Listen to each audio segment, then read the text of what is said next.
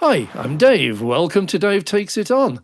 Today I'm heading north up the M6, north of Preston, heading up towards Carlisle. And one of the first services I come to is one of the most prominent services you will find anywhere on the motorway network in the UK.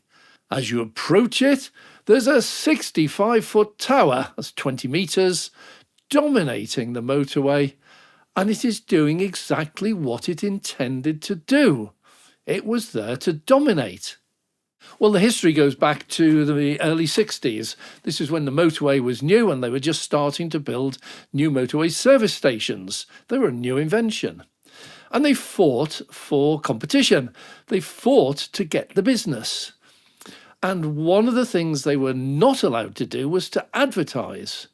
So they had to come up with different ways of attracting cars into their particular services.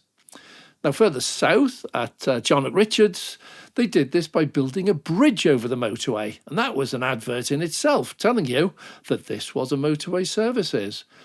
But Lancaster decided to go one better, so they hired a prominent architect from the time to come up with something that would make it stand out. And the tower is the result. It was designed primarily to attract cars to pull in and see what was going on.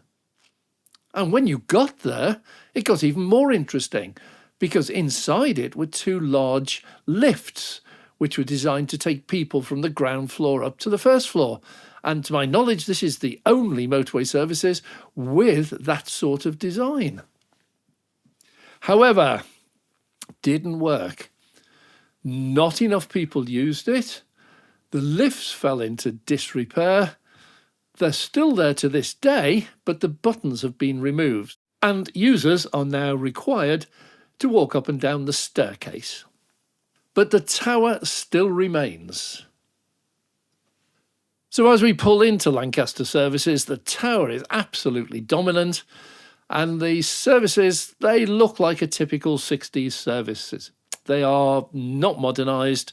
There's nothing there really to attract them these days. So it's fairly easy to get into the car park. It's the first turning on the right. And once you're in the car park, you immediately see on your right-hand side the brand new installation of GridServe chargers.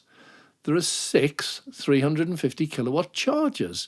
They're not yet open, but just beyond the 6 brand new ones behind the fence, there are 2 older ones. These are GridServe 50 kilowatt chargers, dual bay, and these are and have been providing the power for a long time. These chargers are long overdue. The services is a busy services, and this is the absolute minimum that we require these days. Looking around the car parking site, it is fairly well marked out. There's plenty of space. And the chargers are at the opposite end of the site to the petrol station, so keeping the fumes away from the EV drivers. When you look up at the tower, it is in a bit of a mess. It doesn't look like it's been painted for decades. So it's starting to show mould and growth and all sorts on it, and it's looking very sorry for itself. However, interesting fact, these services are built on Crown property. And that means our King Charles II owns this site and he owns the services. I'm sure he doesn't take a personal hand in it, but it's interesting to note that there are very serious restrictions on the site about what can be done. The tower, it seems, is there to stay. And as you go into the services, what we found was they're starting a bit of a renovation. I don't know if the EV chargers outside have spurred them into action, but Jonas and I called here, about 6 months ago, June or July, on the southbound side, and it was a disaster. The services were so bad inside. There were no chargers on that side at all, and we stopped just for a toilet break. But this time when we went into the services, we found it's a hive of activity. There's decorators, there's painters, there's workmen. Everything's going on. And when we go and talk to them, we find out there's a long programme. It's going to run through till about April next year. and they're starting to paint it to bring it a little bit up to date. A quick walk round reveals that the windows are still single glazed Crittall style metal windows. Absolutely hopelessly out of date these days, and they've just slapped a coat of paint on them, so they look a bit better. But the insulation standards must be absolutely appalling, and that would explain why they have massive big radiators underneath all of the windows, just pouring heat out into the atmosphere. But at least they're starting to make an effort, and when we go onto the bridge which crosses the motorway here, we find out that, yeah, there's work being done on the other side as well. Hasn't yet started, but is planned. So this services, which is owned by Moto, looks like it's getting a bit of a revamp. Certainly from an EV point of view, there's plenty going on. Now, the grid serve chargers being 350 kilowatt, that simply means these are going to be as fast as your car can take. There are no cars currently in the UK that can take 350 straight out of the charger. There are some that get close, Porsche Taycan, Hyundai Ioniq 5, they'll be up into the 270, 275 range, but none of them will actually pull 350. And they'd have to have absolutely ideal conditions to get anywhere near the 275 in the first place. But your average car with 50, 100, 150 kilowatt maximum charging, they'll find they can get all they need from these chargers. So when they open up, and these are due to open up anytime soon, the power looks like it's on. It's just a case of commissioning them and finishing off the site with the signage. These will be a very welcome addition because this is a busy route through to the Lake District and on up to Scotland. And if you're coming from the southeast or London, this is about as far as you're going to get on a single charge in an average EV, which can cover around about 200 miles. There are plenty of charges before this, we cover those as well, but this is about as far as you'll get in most cars. So it's an ideal spot to stop, if you don't mind the 60s feel to it.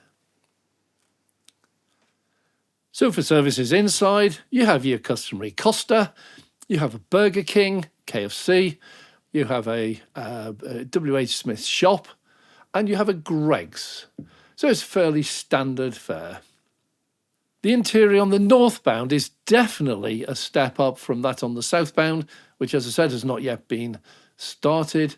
But this is still a very tired motorway services. But because of its crown status, I'm not entirely sure what can be done here. So I wouldn't hold my breath for anything fancy. It is interesting to note as you come into the services, the substation and all the electrical gear for the chargers is immediately on your right-hand side, but there's a long gap before the chargers are located. And that would indicate that they obviously expect sometime in the future to need to expand. An awful lot of grid serve locations nowadays have 12 350 kilowatt chargers, so it seems most likely that this is an initial 6 chargers, and then others will be added as the demand increases. As it is at the moment, without the new chargers online, this is definitely not a place where you want to stop. However, once they've finished the renovations and the chargers, the 6 grid serve 350 kilowatt chargers, are all online, this might make a bit more of an interesting stop. It's certainly different. You're not going to see very many like this. Now, if you are heading north from the southeast or London and heading for the Lancaster services and find you can't quite make it, you do have quite a few other choices. You find on the way up, if you're coming up the M61, which is one of the likely routes, you go past Rivington. Rivington has EV point chargers, and these are 180 kilowatts. So if you're pulling in to charge at Lancaster services at the moment without those grid serve new 350 kilowatt chargers online, it's going to be a very slow process because the only choice you have are 2 grid serve 50 kilowatt chargers dual bay. So at busy times, if all the bays are full, each of these is going to be pulling about 25 kilowatts maximum. And that means you're in for a long stay. Now it's 2 hours free parking, but if you're plugged into one of these and you've got a big battery and it's empty, you may be nudging up towards that 2 hours, so you need to keep an eye on it. So until they open up, this is probably one to avoid, particularly at peak times. Well, thanks very much for watching. If you have enjoyed this video, please click the like button. And if you'd like to see more, please subscribe and click the notification bell so we can notify you next time we launch a video. And a massive thank you to all our Patreon supporters. It is your support that enables us to go out and make these videos for you. So thank you very much for your contribution. I'm Dave.